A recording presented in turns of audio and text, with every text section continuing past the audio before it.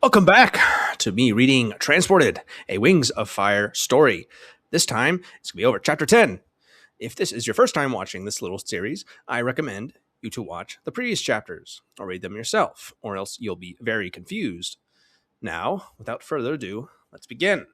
To start this chapter off, it is different due to the fact that our fearless leader, the author, wrote a note in the beginning. This chapter's name is Drama. Hello, beautiful people. I'm sorry this chapter took so long to come out. I was busy with plane tickets and planning, so I didn't have much time to write, but I got it out. So I hope the wait was worth it. Enjoy. It took nearly the entire lunch period to finish all the homework papers, and by the time they finished, everyone was convinced they had severe mental brain damage from studying plants. Finally! We're done with this stupid homework, Kinkajou cried. She put one of her arms in the air before she eventually placed her head on the table, exhausted. Whew, Winter said as he wiped his forehead. I didn't think we would ever finish. I admit, it took longer than expected, Keebley said. But at least we're done now. Daniel had to disagree with the difficulty of the assignment. It was extremely easy. Sure, there were a few plants I didn't know because of being from Earth and all, but it wasn't that hard. Your night in biology was harder than this, and I had a full mark, so I don't know what everyone's complaining about, Daniel thought, although he immediately regretted it when he looked up to the rest of the group, only to find Moon analyzing him like he was a document. Shoot, I messed up big time, Daniel thought, his heart picking up speed. Moon turned to the rest of the group, pretending to not hear anything, but Daniel knew it was just an act. Although, now, it was time to change the subject before things got worse. All right, so I think it's time we head to the border. We already lost enough time with this. So me and Moon will drop it off at the Herbs and Healing Cave, while the rest of you get ready to leave, Daniel said, pointing to the stack of filled out paperwork in the center of the table, and then the group. Works for me, Keebley said.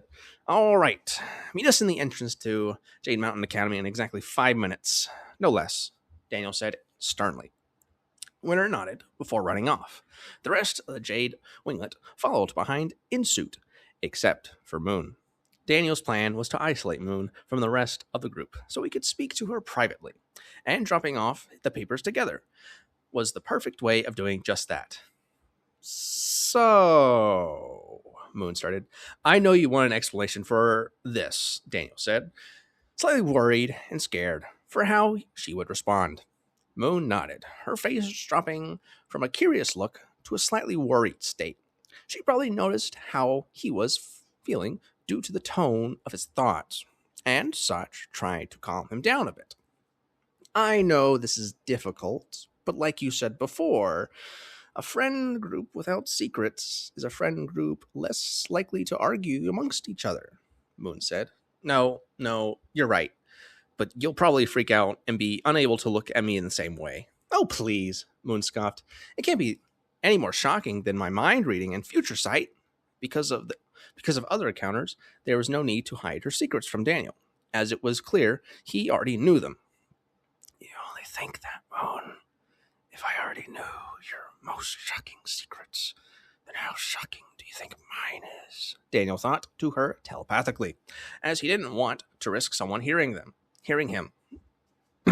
Moon's eyes widened as the logic behind his words rammed into her like spears. Daniel was right. His secret is so much worse that it would make hers look like a child's play if he was to tell her everything. Listen, I'll tell you what I can, but I can't tell you everything. Not just yet. Why not? Moon asked cautiously. Because you would be questioning the existence of yourself, your friends, and everything you knew, Daniel said, as seriously as he could, so that Moon got the message that he wasn't kidding. Although he could tell from her face that he got the message across. That's not true, Moon said, trying desperately to hide the visible fear in her eyes and face. Hey, don't worry about it. You'll find out eventually anyway, Daniel said, in the most comforting way he could. It didn't help much, as Moon just looked at him like she saw Darkstalker rise from the ground, or discovered Pantala existed. The image of the scene formed itself in his mind. I guess that hasn't happened yet, Daniel thought. What did you just say? Moon screamed, probably loud enough for the other classes to hear, as well as possibly the whole continent. Moving on, Daniel said, changing the subject once again. We should probably drop these papers off. We've already wasted a minute talking here. And with that, he scooped up his half of the papers and walked off to avoid any more conversations on the Darkstalker topic. Hey, wait for me! Moon shouted, shaking her head and snapping out of the fearful daze she had. She took her half of the stack of papers and began walking after Daniel towards the herbs and healing cave. Hurricane, please explain what's going on with you. I promise I can keep a secret. Of that. We love typos here. If that's what you're worried about, Moon said as she walked up beside him. You don't have to tell me everything, but at least tell me how you know everything about us. Daniel looked at her with a mixed expression of reluctance and worry. He let out a deep sigh. I'll cut you a deal, Daniel said. What kind of deal? Moon said skeptically. I'll tell you one of my biggest secrets. Of you agree. We love typos here. If you agree to tell the group about your mind reading and future sight. Moon thought for a moment. She was questioning whether it was worth it to tell her friends just so she could hear a secret from Daniel. Fine. I'll accept your deal, but only if you tell me right here, right now, Moon said sternly. Very well then, Daniel said slowly. I'm not from Pyrea. Wait, you aren't? Moon said, uncertain. If she should have accepted Daniel's terms and conditions. I'm from a place called Earth, a separate dimension to this one. Moon was speechless at what was coming out of Daniel's mouth. She didn't know if he was telling the truth, but if he was, then she really didn't know what she was getting into. Daniel looked at her speechless face. I knew I should have kept my mouth shut. You clearly can't handle the reality of what I'm saying, Daniel said, with regret and anger. Let's just drop this off already and meet up with the others. They both walked in silence. Daniel was constantly thinking of how stupid he was to speak of things. He was, however, too angry with himself to remember of Moon's abilities. So, while he simply walked in silence, Moon was reading his every thought. What am I going to do about this prophecy? How am I going to get back home? My sister's probably worried, sick, or maybe not. I mean, it wasn't like she cared too much about my existence. Nonetheless, I need to get back. Only God knows how long it's been since I've been trapped here. Although on the bright side, the prophecy is no doubt about me being trapped here, and so if there's a key to be found, I'll be able to get back to Earth. Don't know how long it'll be, but I'll make it back. I have to. Moon made a sad face, listening to Daniel's thoughts of his home dimension and how he felt here was actually really depressing. However, she did have to admit that he did a really good job of being around the rest of the group, especially with a secret that's probably larger than all the secrets they have put together. They walked a bit down the hall as Moon was cautiously reading Daniel's mind and tried to keep a straight face while she did so. Not that it was easy, considering what was going on inside his head. All right, so if I write out the borderland theory, my way out of Pyrea is buried beneath a layer of yellow and white. Then I guess I'll just need to find the key to the exit and leave. Easy, right? Either way, I'm sure that... Oh, he's still in his thoughts. Either way, I'm sure that Jade Winglet will help me out. Although considering how Moon reacted to my secrets, she's supposed to be the most understanding. So how will everyone else react? Especially Winter and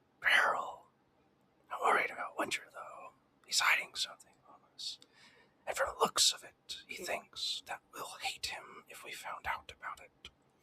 I could tell he's struggling with something, but what? Turtle is another issue as well.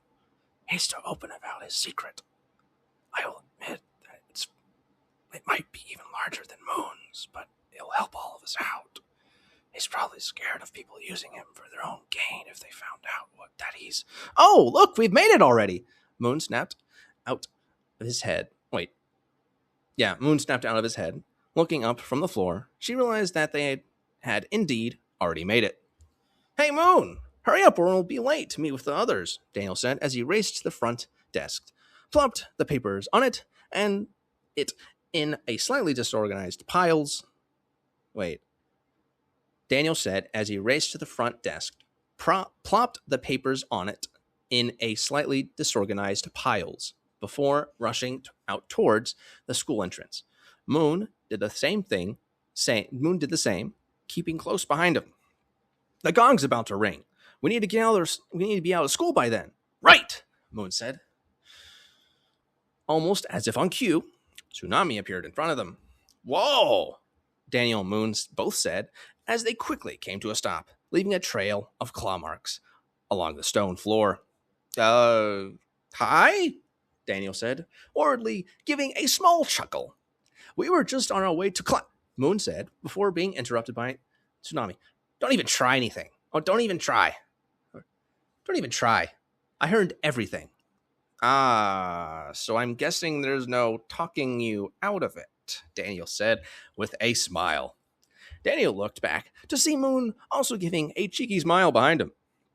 Tsunami, meanwhile, just had a scowl on her face and was staring at both of them. Well, that just leaves one option, Daniel said, keeping an eye contact with the principal. Get ready to run, Moon. I'll distract her, and you warn the others. Make sure you're all out of the school. I'll catch up, Daniel thought. He turned around and saw Moon gave a small nod. Gave? I don't know. It works for me. Gave a small nod. It was about to go down. Daniels closed his eyes. Please don't kill me for this. Daniel shot a plume of fire at Tsunami's face before running off into the crack in the wall, which, if he remembered correctly, led to the underground cave. His running had gotten better than when he first tried it. However, he was still unable to sprint without falling over. You little... Tsunami screamed as she wiped her eyes of Daniel's flames. The flame wasn't enough to burn her severely, but it would blind her enough to burn her severely, but it would blind her for enough to time. We love typos here. Enough to time for Moon to slip past her. Daniel looked back to see Moon run past Tsunami before she could get a hold of herself. The plan had worked, but it wasn't long before she did. And she immediately spotted Daniel when she cleared her eyes. Hurricane! Tsunami yelled as soon as she was able to see. You have detention for 5 weeks. Yep, time to go, Daniel said before running into the labyrinth of twists and turns. Luckily for him, he had memorized them when Nenomi took him down to see Turtle. Tsunami was close on his tail, quite literally, as she was trying to claw it. Daniel recited the turns he had to take to not get lost. Daniel recited the turns he had to take to make not get lost. I love typos here. They make me laugh. To make not get lost along the way there. Left, right, left, right, left, right. I got it. Hurricane, get back here. I'm not done with you. Not in the slightest. Tsunami growled. Sorry, Tsunami, but I don't plan on dying today, Daniel said in response, which almost earned his tail a date with Tsunami's teeth. Soon, both dragons had entered the labyrinth of twists and turns, which was where Daniel had an opportunity to lose the wild principal chasing him. Daniel followed the turns that led to the lake, hoping along the way Tsunami would get lost. Following the right corridor down, he heard Talon steps getting closer. He saw a turn up ahead, but at the pace Tsunami was going, she would catch up before he could make it. Suddenly, Daniel had a brilliant idea. Daniel prepared himself. He sucked in some air before holding it in for a while, remembering from Baron that he shouldn't hold it in for too long. He quickly turned around and shot out a large flame at the cold floor. A large, raging fire blocked the light of sight between him and Tsunami. It was enough to let him escape unseen, where he was able to retrace his steps and return to the main corridor. Walking out of the hall, he looked both ways in search of any mad dragons who may want to end him. Of course, he found one. I think I'm safe, Daniel thought to himself. In the distance, Daniel saw everyone waiting for him just as the gong rang. Daniel started to run to the exit to meet his friends, but just then, Tsunami came barreling out of the nearby corridor, claws outstretched as if she was hunting for some sheep. Oh, Daniel cried. He just managed to duck under her to avoid becoming sea wing food. Run, Hurricane! Daniel heard King Kajal yell to him. He ran as fast as he could towards the door, though he had to really focus to keep his balance and make sure he didn't fall, or that would be the end of him. Hurry up, damn it! Winter yelled. He ran as fast as his uneven legs could let him, as some movie scene started to pop up in his head. So this is what Thomas felt when running in the maze. Interesting. We love references here, especially pop culture references. He looked up and spotted the jade winglet up ahead. Get out of the way! Daniel yelled. They immediately got the message and began to fly out of the cave. Other students had begun to walk out to see what the commotion was. And before Daniel knew it, there was a long line of dragons all watching the show. The first one to stomp that dragon gets a free day off! Daniel heard Tsunami shout. Daniel soon realized that was the reinforcement call. In a matter of moments, almost the entire school ran at Daniel like he was the last meal in the cafeteria. Soon, the world began to slow for Daniel as the dragons began to swarm him. If he wanted to get out, he needed to bring out the acrobatics now. Let's hope that parkour works as a dragon. Daniel rushed at two dragons who tried to tackle him, bunny hopping over one and ducking under the second. Another dragon came into view, a skywing. Daniel slid under him as flames were seen overhead. Oh my lord, they're trying to kill me, Daniel thought, but not for long, as three more dragons came barreling towards him. Daniel quickly leaped into the air, watching five dragons collide into each other below like zombies. He grabbed a stalactite and boosted himself off of it, diving through a ringwing's tail and onto his front arms. Onto his front arms. Forelegs? Sure. Where he went into a roll under a larger mudwing. There was a bit more land to traverse before he was home, free. Daniel was unable to see a way through the swarm when it wouldn't be the most simple thing. Daniel ran and vaulted over a dragon who was on the ground, his talon on the dragon's back.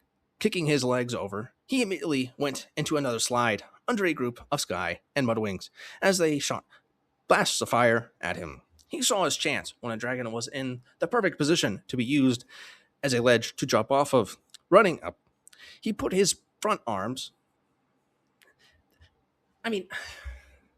Dragons have legs, right? Sorry for this tangent, but they got forelegs and hind legs. Technically they can use their forelegs if they're sitting down, but they're quadrupeds. They got legs. They got forelegs and hind legs. They use their claws to pick stuff up of. All right, let's continue. Soon he sped past the crowd of dragons before an ice wing cut him off, forcing him to go into a dive. He was thrown into the thicket and needed to fly through a small group of about 15 students. It was extremely similar to beforehand when he was flying through the mountain. So he had an idea of what he was doing, but it was much harder since all of his obstacles were moving.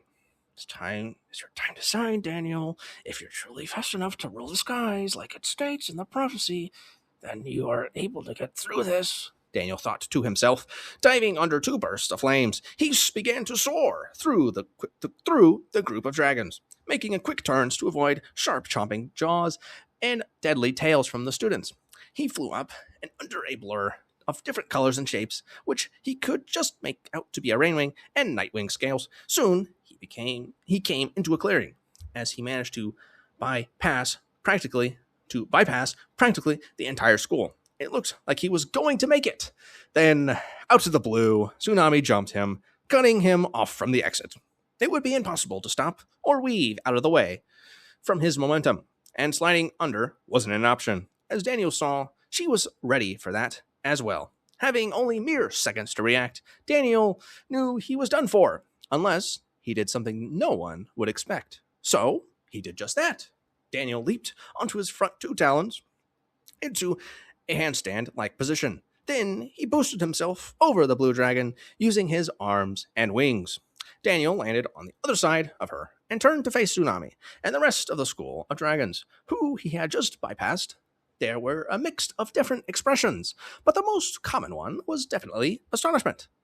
Although you can't blame them, considering he just completely outclassed the principal and all the students present. Daniel gave a smile before running and leaping off the school entrance ledge and out into the open sky to join the rest of the winglet, who could be seen flying off in the distance. It didn't take long for Daniel to catch up to them. In fact, it took less than 10 seconds, total at best. Daniel quickly whipped past the flying dragons before effortlessly gliding through the air back to them. "Hey guys!" Daniel said cheerfully. "Sorry about the holdup. The whole school kind of just wanted to kill me for a second back there." Daniel joked. "I'm surprised you even made it out there. It made it out alive, to be honest," Keebley said. "Yeah, like, how do you outclass Tsunami and the entire school?" Winter said.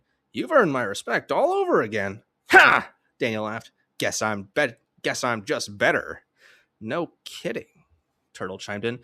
His voice was shrouded in a mix of fear and astonishment. Honestly, Daniel had gotten used to the face of shock on the dragons around him. He kind of liked it. It was funny seeing them react to things he did with ease, which supposedly are really difficult to do. Maybe it's just a perk of being a human once upon a time. The group of friends talked as they flew away from Jade Mountain Academy. Little did they know that life would only get harder from here on out. That thought would have seriously screwed over Daniel if Moon, was reading his mind. But let's continue. 10 minutes of flying later. "No way! You really did that, Winter?" No way! You really did that, Winter?" King Kajal shouted excitedly. "Yep," Winter said. "Wow! That would have been so cool! Diving through the clouds as fast as you could, part them in half." Wait, diving through the clouds so fast you could part them in half. Yeah, that makes sense. King Kajal squealed. "It was cool," Winter admitted. "It was actually the coldest moment in his life. If he was being honest, while he was up there, he truly felt free." "Nah, I don't believe in the slightest," Pearl said. "Winter would be too scared to try something like that." "Scared?" Winter bellowed. You're calling me the amazing Winter scared?" Pearl laughed. "Sorry, I don't think Mr. Icy Scales here would take it so seriously." "Shut up, Pearl!" Winter yelled. The rest of the group laughed until they realized they were missing someone. "Hey guys, where's Hurricane?" Turtle asked. "He was just here a second ago." The Jade Winglet looked around for him, though he was nowhere to be seen. "Where'd he go?" King Jaw yelled. "You can't just disappear into thin air!" "Can you?" "I don't know!" Keebley cried. "It's Hurricane! Who knows what tricks he has left?" "Oh man, this isn't good," Turtle said worryingly. The rest of the Jade Winglet was panicking. Even Moon. She wasn't screaming her head off, but she was definitely worried. "Woohoo!" a voice suddenly yelled from the sky. Winter immediately realized what Daniel was doing, since he had said the same words once upon a time when he did it as well. "Everybody get down now!" Winter called to the rest of the group. Just then, Daniel came shooting out of the clouds above like a meteorite.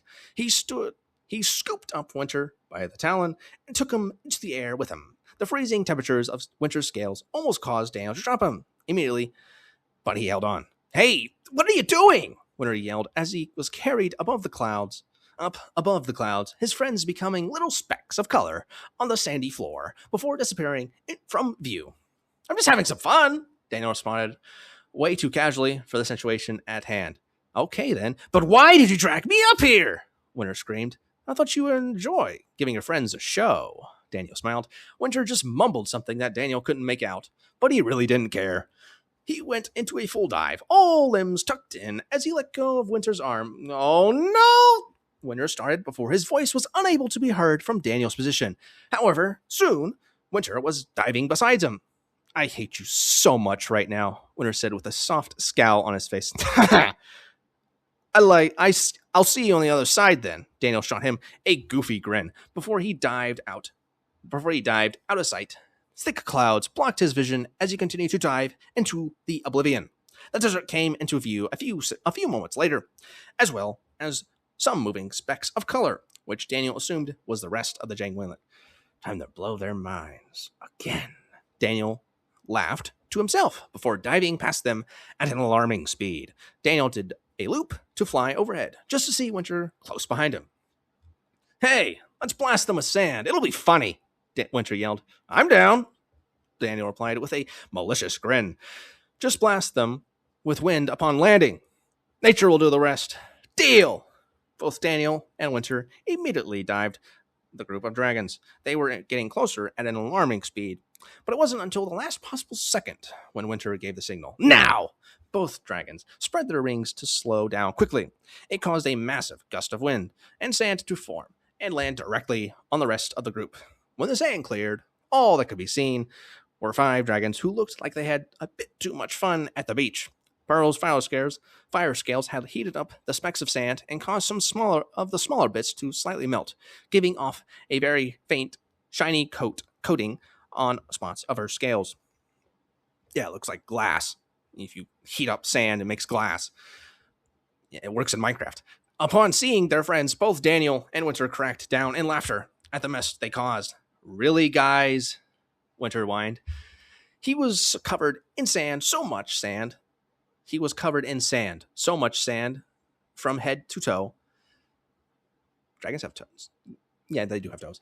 That you wouldn't have been able to tell he was a sea wing from far away. This comment just made the 2 dragons laugh harder until tears were coming down their cheeks. Oh, moons, I'm crying, Winter laughed as he wiped his eyes. He was cut short, though, when a large wave of sand hit him and Daniel in the face. The other dragons laughed when Daniel and Winter regained their sight. Turtle had used his tail to launch sand at them.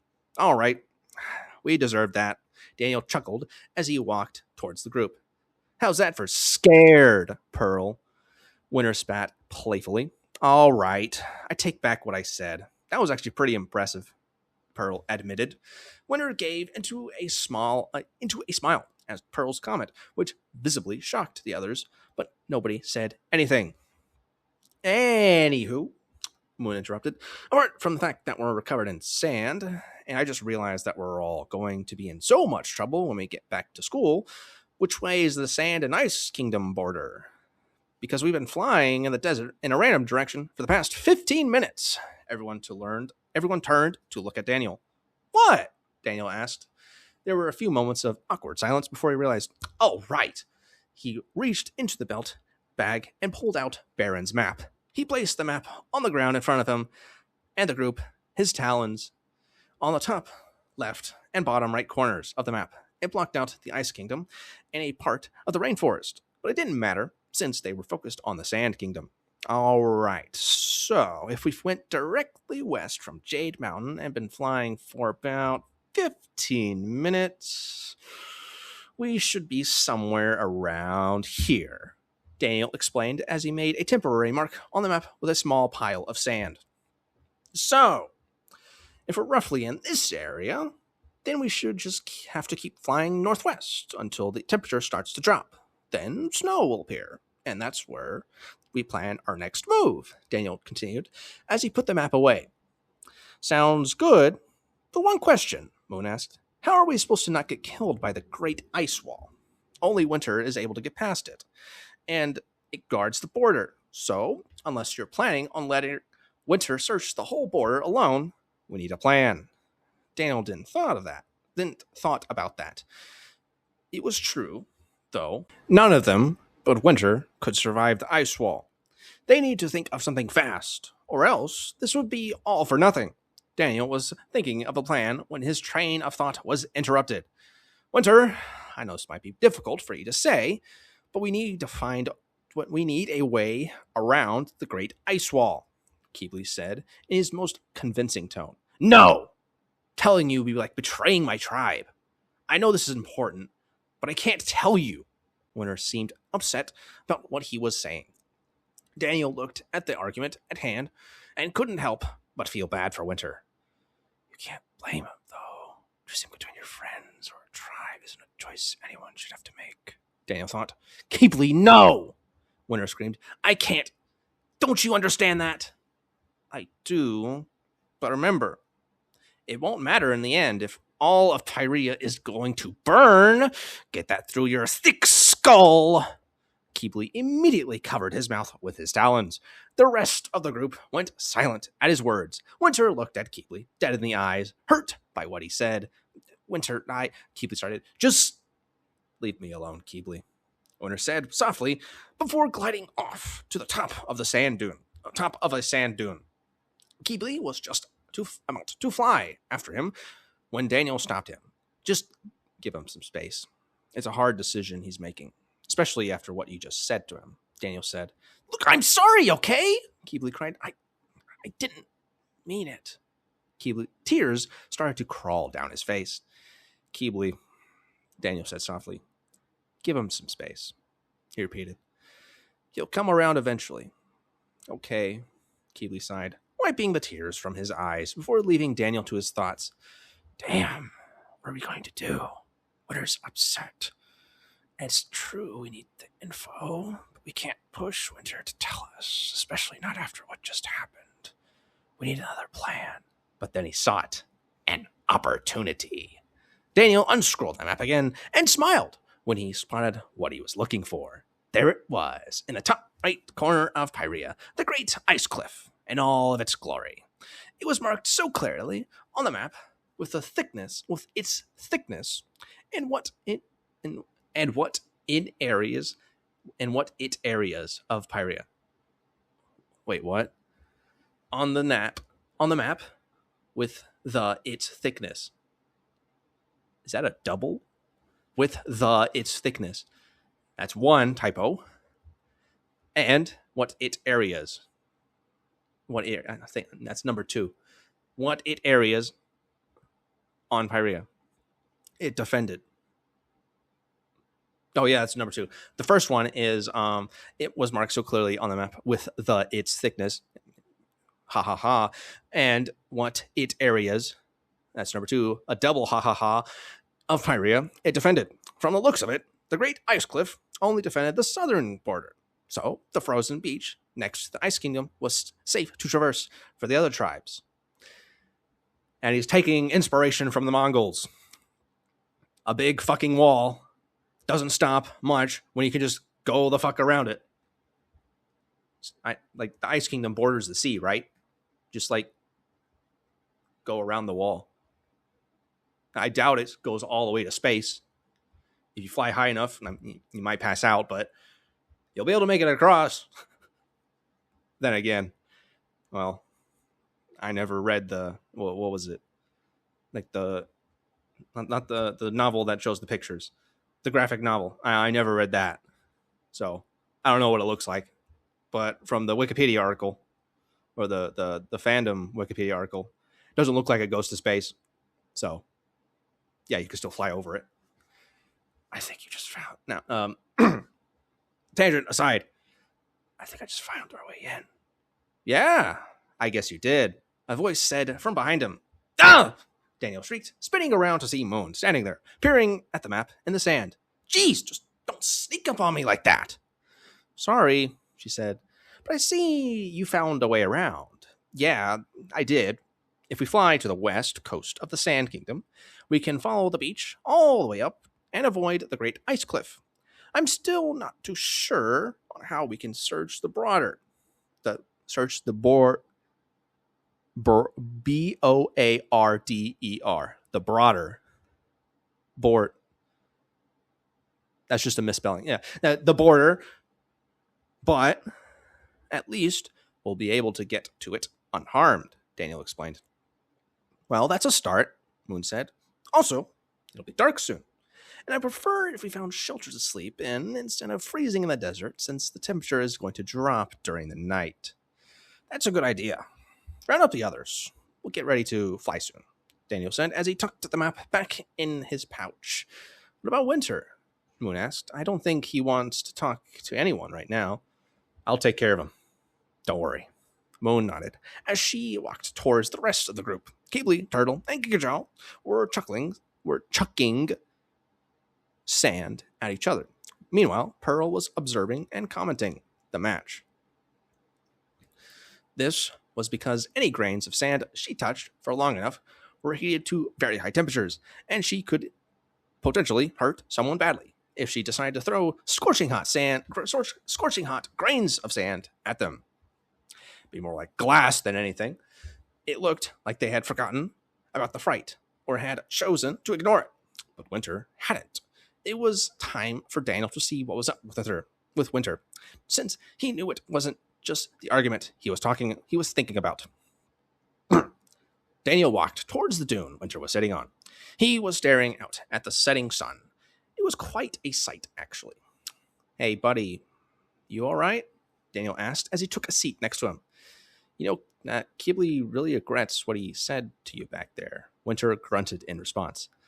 Okay, what's on your mind, Winter?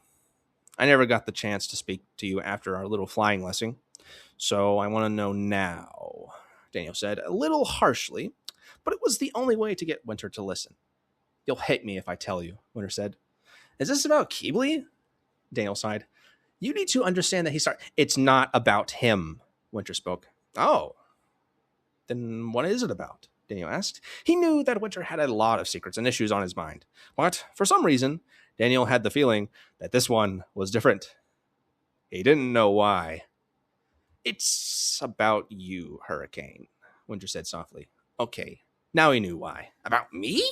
Daniel said worriedly. If this is about what happened when we first met at Jade Mountain Academy, then let me finish, Winter growled. Daniel silenced himself, realizing he got a bit ahead of himself in the heat of the moment. Right. Sorry, Winter. Go on. Daniel apologized. Winter shot him a strange look before turning his head to the sunset and continuing on. After our argument, Winter said, which caused Daniel to flinch a little in regret. He knew he shouldn't have done what he did, but he was too stupid to understand. Keebly was explaining to me what happened after you fell asleep, Winter continued. He spoke about how cool it was and so on. He just wouldn't stop talking about it, and I don't know, I guess I got a little jealous since I had never actually heard him talk about someone like that. Well, except Moon, since he's been crushing on her since school first started. Okay, what is your point here? How does this include me? Apart from him talking about me more than usual, Daniel asked cautiously, to not start up an argument here. When he was finally getting answers. I don't know if I should go on, because you're just going to hate me if I do. A tear was seen crawling down Winter's face, but he didn't seem to notice it. Winter, Daniel said, I promise that I will never hate, and that will always be friends. I mean, how can I hate my favorite Wings of Fire character anyway? Daniel thought, with a laugh. Based. Winter gave a sigh. It was clear he was worried about how when Daniel would respond to him, but his little comment reassured him it would be all right. Fine. I've been in love with that sand sorter for the past year, Winter said, and Daniel couldn't help but smile and celebrate internally as he was hoping for this. Why are you smiling? Winter asked as he looked at Daniel's face. No reason. Daniel said quickly. Winter shot him a skeptical glance before continuing his story. I've known for a while that Keebly was bisexual, as he's come out to us a while ago, and everyone was fine with it. Okay, but why is this bad? You have a crush on him, and he's told you that he likes guys, so what's wrong here? Daniel was puzzled, but he wasn't surprised, as Winter was always the type to make explaining things like this complicated. I recently found out he's got a new crush. Winter sniffed. Oh, really? So, who is it? It's you, Hurricane, Winter said. Daniel's eyes went wide. He literally expected anything to come out of Winter's mouth, except what he just heard. Neither of me, because I was blindsided by this. He didn't think it was possible to make a character fall for him, since he wasn't supposed to be in this world to begin with. But he guessed that logic didn't apply. I'm sorry, what? He has a crush on you, Hurricane. When I found out, I was really upset and decided to come out for some fresh air that night. That's where you found me. Crud. Okay. Look, Winter, I'm sorry about Keebly, but if it makes you feel any better, I'll have you know that I'm straight, so I won't be taking him from you, Daniel said in an attempt to help his friend out, but it didn't make much impact. And on top of that, Winter continued, now almost fully crying, he's getting more distant from me, and we've been fighting more. It's like he's replacing me with you. He's the only dragon who's really been my friend my entire life, and if I lose him, I'll have nobody left. Daniel just sat there silently. He didn't know how to react to the things he was hearing. Has it really gotten that bad between them? Just in the few days I've known them. To the point where Winter's worried about losing you. That's not going to happen. That's not going to happen, all right. Because he likes you back. On that morning, when you were coming back from your first diving, he was blushing like mad. You saw it yourself. Unless I'm hallucinating. He likes you more than a friend, Daniel said. Winter shook his head. He was blushing because it looked like you, not because it was me. Something's not adding up here.